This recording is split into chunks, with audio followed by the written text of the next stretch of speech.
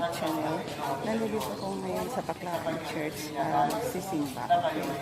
So, yung pinaka-entrance nila doon. Sa araw ngayon, ang kalangitan ay biglang makapahang na may nakapangingilabot na ulo. Na magandang maibahagi sa mga estudyante, nawawala ang focus sa pag-aaral ng mga klase. Si classmate, inaagaw ang atensyon ng katabi kasi nangihingi ng bagong pagkain. Si classmate, nangungulit sa nasunahang mangungopya doon sa notes si teacher sa pisara. Ngayon, wow! Marupok, nakipagkwentuhan na lang din. Sasabihin ni teacher, eyes on the board. Tingnan ninyo, may pinag-aaralan tayo. Mahalaga ito. May kamag-anak din po yung eyes on the board. Eyes on the prize. Kapag may sinasabihan tayong palisanan, marami ang pagsubok, marami man ang mga pwedeng pagdaanan. Tutok lang. Tutok doon sa premyo, sa goal, sa objective ng ating buhay. Eyes on the board. Ito ang sigaw ng propeta sa ating gospel. Mag-focus tayo, ilagay natin ang atensyon sa Panginoong Darating. Kaya naman, ang ating po pagdiriwang ng second Sunday of Advent ay hindi natin may iiwalay sa panawagan sa ating ng unang Sunday of Advent. Ang sabi kong ating mga alala, sana hindi pa natin nakakalimutan. Maging handa tayo. Mag-ingat tayo. Yan ang panawagan sa atin. Mag-ingat tayo at maging handa sapagkat hindi natin alam kung kailan ang takdang oras ng pagdating ng ating Panginoon na muling pinapamit sa atin ng ating second reading ngayong linggo. Pinapag-ingat tayo at maghanda tayo pagkakita ng ating Panginoon na maraming ang mga pwedeng pakakanta at makakaroon ng ating atensyon sa ganda at tulos ng pagdating ng Diyos sa ating buhay.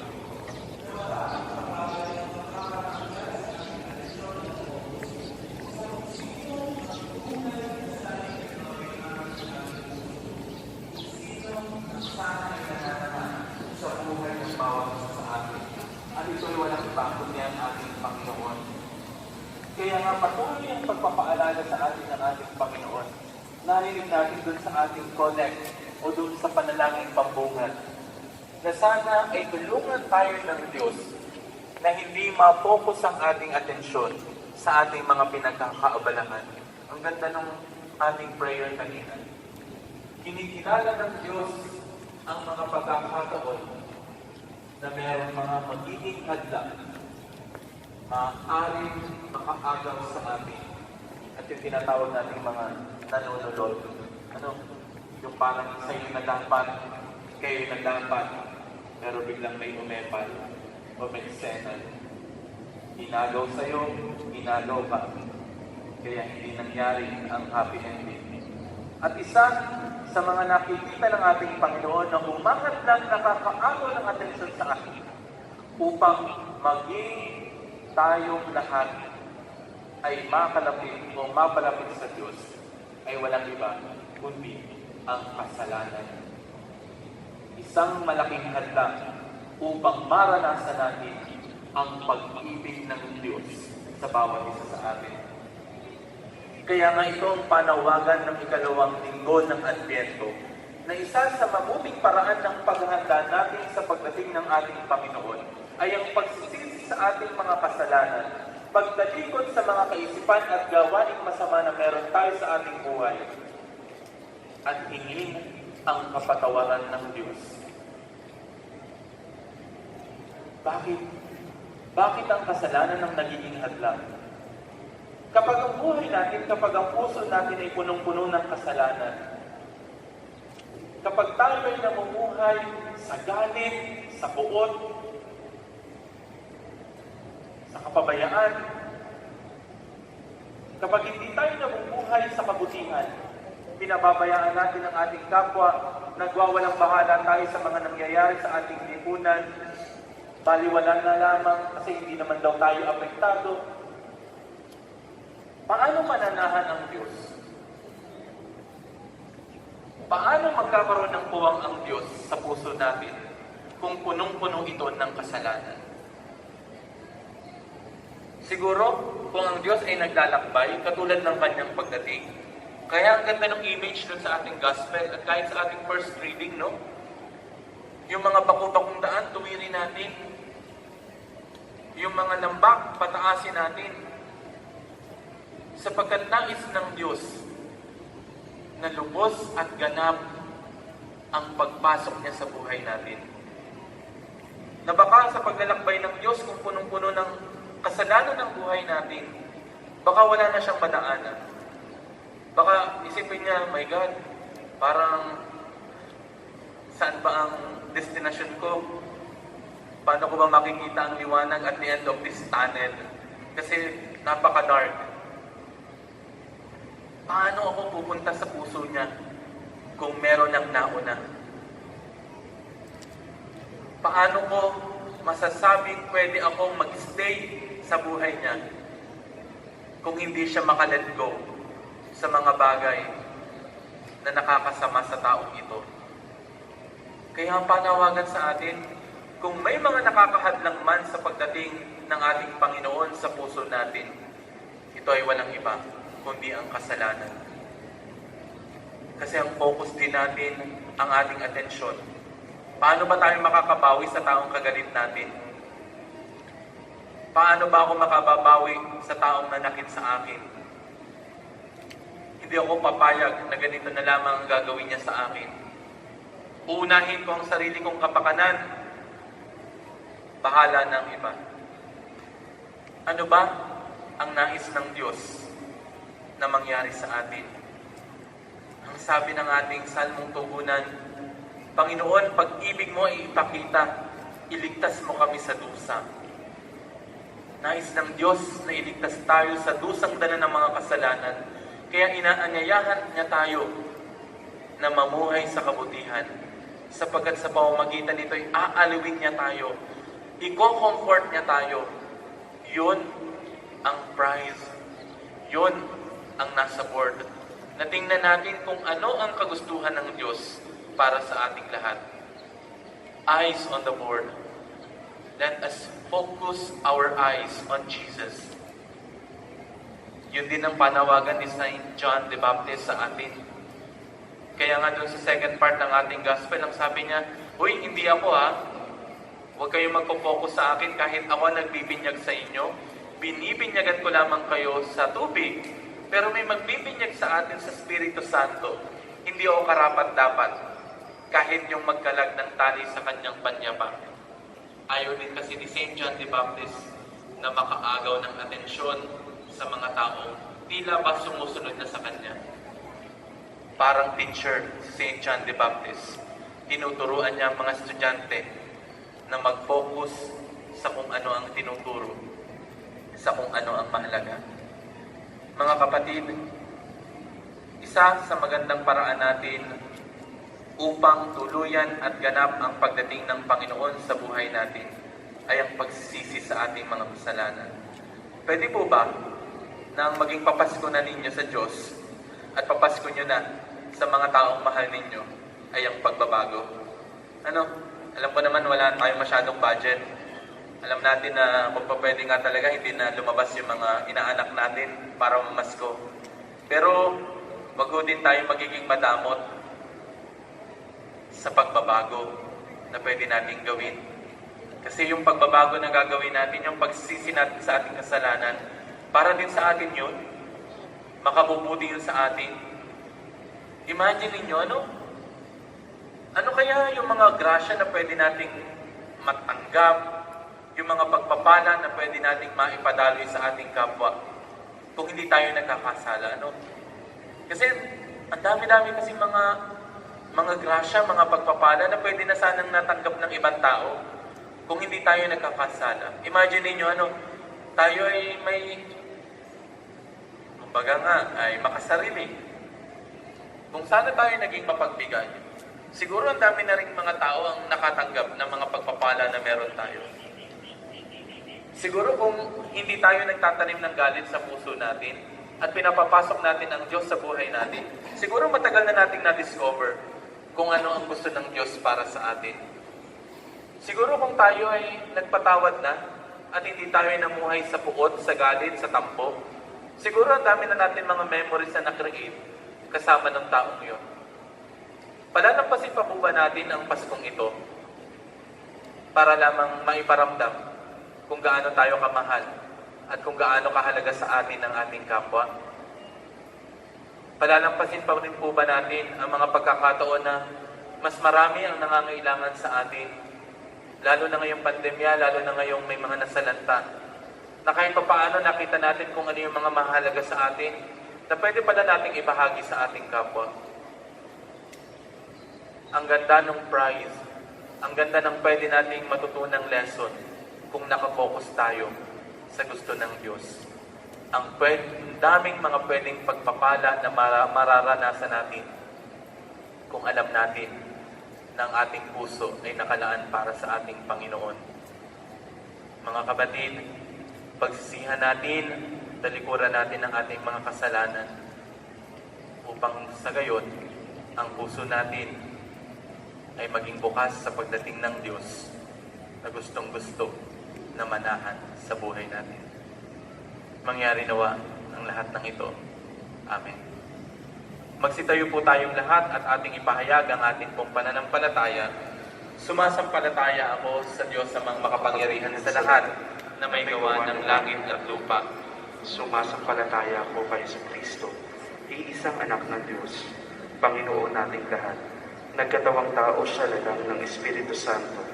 Ipinanganak ni Santa Mariang Belen, pinagpakasakit ni Poncio Pilato, ipinako sa krus na matay nilibing, nanaog sa kinaroroonan ng mga yumao. Nang may ikatlong araw ay nabuhay na maguli, umakyat sa langit, nalulublog sa kanan ng Diyos amang makapangyarihan sa lahat. Doon magmumula at paririto, at hukom sa nangabubuhay at nangamatay na tao.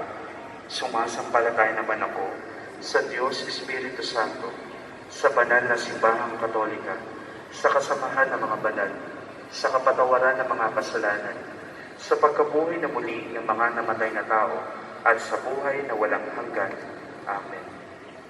Dumalangin tayo sa Ama upang matularan natin si Juan Bautista na naghahanda at nagtataguyod ng daan ng Panginoon.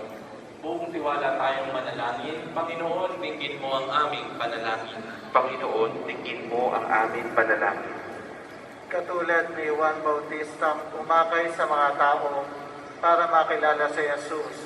Naway maituro ng simbahan na si Jesucristo ang tanging tagapagligtas at Panginoon ng ating kasaysayan. Manalangin tayo. Panginoon, tingin mo ang aming panalangin. Tanggapin nawa ng bawat komunidad ang mga may kapansanan at makasalanan at tulungan silang magkaroon ng makabuluhang pamumuhay at makabangon muli mula sa kanilang paghihirap. Manalangin tayo. Panginoon, tingin mo ang aming panalangin. Para sa lahat ng mga manggagawang medikal na patuloy na umaalalay sa pakikipaglaban sa pandaigdigang epidemya na ito, huwag sana manghina ang loob at patuloy na maging ligtas na gumawa ng may pag-asa na matatapos din ang lahat. Manalangin tayo. Panginoon, tingin mo ang aming panalangin. Para sa ating lahat, nawa sa gitna ng pakikipaglaban sa COVID-19 virus, ay hindi magpatalo sa takot at pangamba upang patuloy na isabuhay ang ating responsibilidad sa isa't isa. Manalangin tayo. Panginoon, tingin mo ang aming panalangin.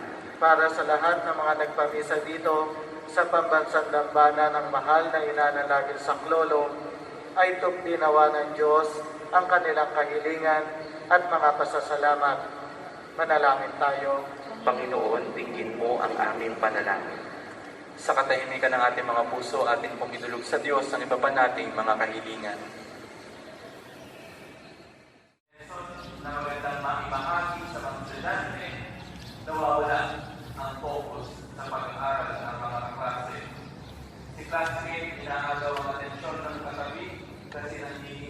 bagong pagkain. Si classmate na nangulit sa nasa unahang nangungopya doon sa loob si Peter sa Pizarra. Ayun, wow! Marupok, nakipagkwentuhan na lang din. Sasabihin ni teacher, eyes on the board. Tingnan ninyo, may pinag-aaralan tayo. Mahalaga ito. May kamag-anak din po yung eyes on the board. Eyes on the prize. Kapag may sinasabihan tayong palisanan, marami ang pagsubok, marami man ang mga pwedeng pagdaanan. Tutok lang, tutok tuwing, tutok tuwing sa premyo, sa group, sa objective ng ating buhay. Eyes on the board. Ito ang sikap ng propeta sa ating gospel. Mag-focus tayo, ilagay natin ang atensyon sa Panginoong darating. Kaya ang ating pong pagdiriwang ng Second Sunday of Advent ay hindi natin may iniwanan sa panawagan sa ating ng unang Sunday of Advent. Ang sabi kong ating mga alala at sana hindi pa natin nakakalimutan. Maging handa tayo. Mag-ingat tayo. Yan ang panawagan sa atin. Mag-ingat tayo at maging handa sapagkat hindi natin alam kung kailan ang takdang oras ng pagdating ng ating Panginoon na muling pinapamit sa atin ng ating second reading ngayong linggo. Pinapag-ingat tayo habang handa tayo pagkakaroon ng ating Panginoon na maraming ang mapapwedeng pakakantan at makakaraw ng ating atensyon sa ganda at tuos ng pagdating ng Diyos sa ating buhay. Na maraming pagkakaroon ng makakaraang sa ating atensyon ng puso sa kung sino ang tunay na sarili ng ating puso. Sino ang sana ay nananaman sa buhay ng bawat isa sa atin. At ito'y walang iba kundi ang ating Panginoon. Kaya nga patuloy ang pagpapaalala sa atin ng ating Panginoon. Narinig natin dun sa ating collect o dun sa panalangin pambungad na sana ay tulungan tayo ng Diyos na hindi ma-focus ang ating atensyon sa ating mga pinagkakaabalahan. Ang ganda ng ating prayer kanina. Kinikilala ng Diyos ang mga pagkakataon na meron mga magiging hadlang aring makaagaw sa atin. At yung tinatawag natin mga nanunulod. Yung parang sa'yo na dapat, kayo na dapat, pero biglang may umepal o may senan. Inagaw sa'yo, inagaw ka. Kaya hindi nangyari ang happy ending. At isa sa mga nakikita ng ating Panginoon na umangat lang nakakaagaw ng atensyon sa atin upang maging tayong lahat ay makalapit o mapalapit sa Diyos ay walang iba kundi ang kasalanan. Isang malaking hadlang upang maranasan natin ang pag-ibig ng Diyos sa bawat isa sa atin.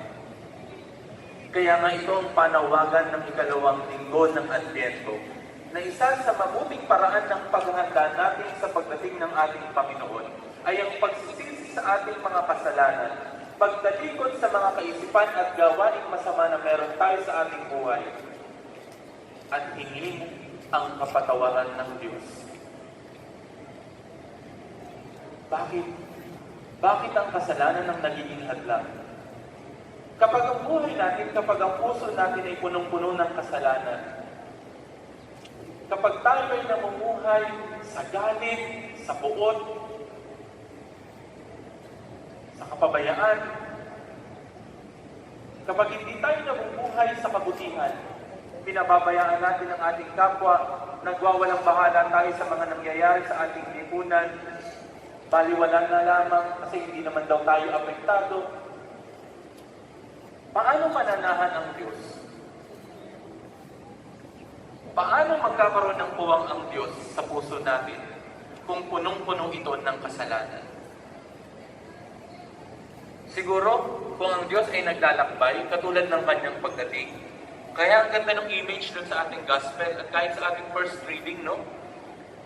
Yung mga bako-bakong daan, tuwirin natin. Yung mga lambak, pataasin natin. Sapagkat nais ng Diyos na lubos at ganap ang pagpasok niya sa buhay natin.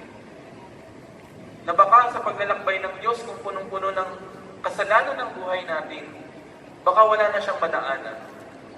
Baka isipin niya, my God, parang saan ba ang destinasyon ko?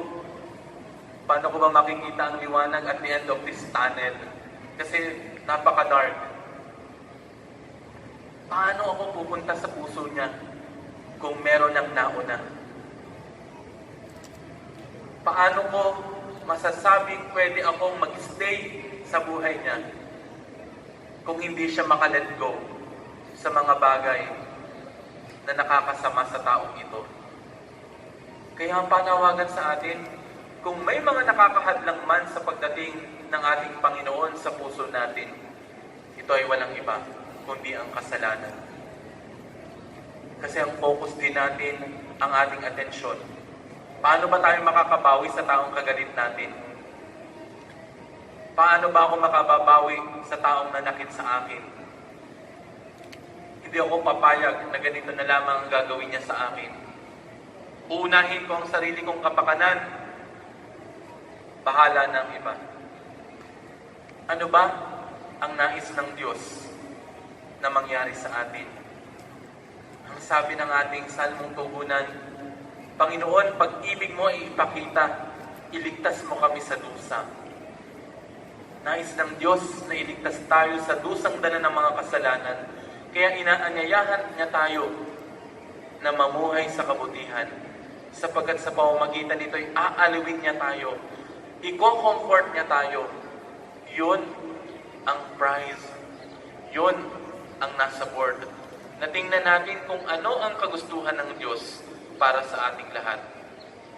Eyes on the board. Let us focus our eyes on Jesus. Yun din ang panawagan ni Saint John the Baptist sa atin.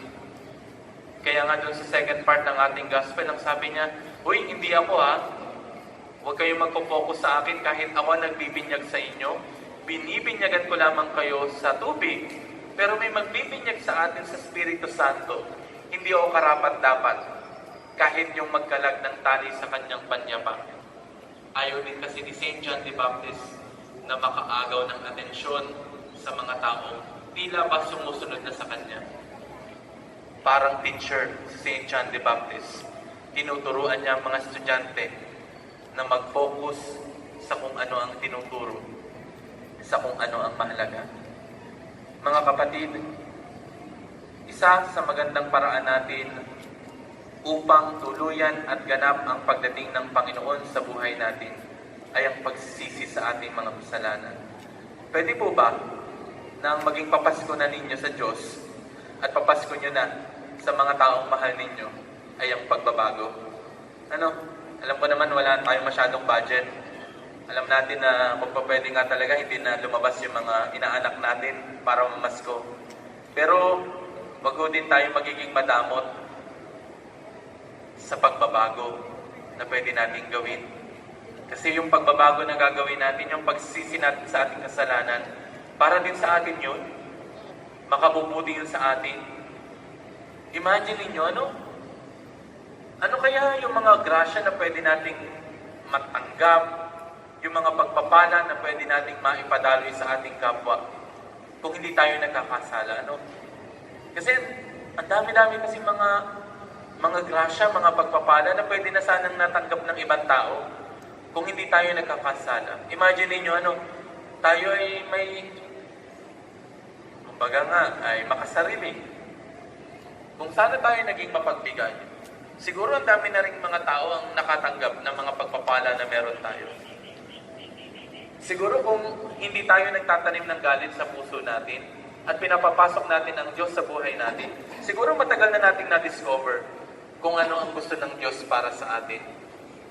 Siguro kung tayo ay nagpatawad na at hindi tayo namuhay sa puot, sa galit, sa tampo, siguro ang dami na natin mga memories na na-create kasama ng taong yun. Palalampasin pa po ba natin ang Paskong ito? para lamang maiparamdam kung gaano tayo kamahal at kung gaano kahalaga sa atin ang ating kapwa? Palalampasin pa rin po ba natin ang mga pagkakataon na mas marami ang nangangailangan sa atin, lalo na ngayong pandemya, lalo na ngayong may mga nasalanta, na kahit pa paano nakita natin kung ano yung mga mahalaga sa atin, na pwede pala nating ibahagi sa ating kapwa. Ang ganda ng prize, ang ganda ng pwede nating matutunang lesson kung nakafocus tayo sa gusto ng Diyos. Ang daming mga pwedeng pagpapala na mararanasan natin kung alam natin na ang ating puso ay nakalaan para sa ating Panginoon. Mga kapatid, pagsisihan natin, talikuran natin ang ating mga kasalanan upang sa gayon, ang puso natin ay maging bukas sa pagdating ng Diyos na gustong-gusto na manahan sa buhay natin. Mangyari nawa ang lahat ng ito. Amen. Magsitayo po tayong lahat at ating ipahayag ang ating pong pananampalataya. Sumasampalataya ako sa Diyos sa mga makapangyarihan sa lahat na may gawa ng langit at lupa. Sumasampalataya ako kay Kristo, iisang anak ng Diyos, Panginoon nating lahat. Nagkatawang tao siya lalang ng Espiritu Santo, ipinanganak ni Santa Maria ang Birhen, pinagbakasakit ni Poncio Pilato, ipinako sa krus na matayang nilibing, nanaog sa kinaroroonan ng mga yumao, nang may ikatlong araw ay nabuhay na maguli, umakyat sa langit, nalulublog sa kanan ng Diyos amang makapangyarihan sa lahat, doon magmumula at paririto, at huhukom sa nakabubuhay at nakamatay na tao. Sumasampalataya naman ako sa Diyos Espiritu Santo, sa banal na simbahang Katolika, sa kasamahan ng mga banal, sa kapatawaran ng mga kasalanan, sa pagkabuhay na muli ng mga namatay na tao, at sa buhay na walang hanggan. Amen. Dumalangin tayo sa Ama upang matularan natin si Juan Bautista na naghahanda at nagtataguyod ng daan ng Panginoon. Buong tiwala tayong manalangin. Panginoon, dinggin mo ang aming panalangin. Panginoon, dinggin mo ang aming panalangin. Katulad ni Juan Bautista, umakay sa mga tao para makilala si Jesus. Naway maituro ng simbahan na si Jesucristo ang tanging tagapagligtas at Panginoon ng ating kasaysayan. Manalangin tayo. Panginoon, dinggin mo ang aming panalangin. Tanggapin nawa ng bawat komunidad ang mga may kapansanan at makasalanan at tulungan silang magkaroon ng makabuluhang pamumuhay at makabangon muli mula sa kanilang paghihirap. Manalangin tayo.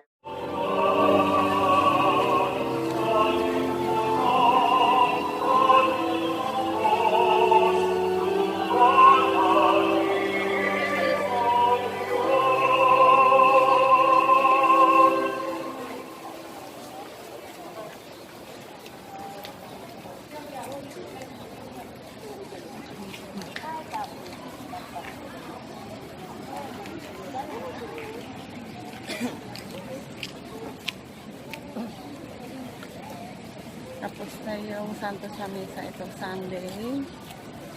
So, nasiuwian na yung mga tao. Ayan. So, ako naman, I'll go shopping na mga dito sa Baclaran. Thank you so much for watching my vlog. And don't forget to subscribe. This is the Baclaran Church.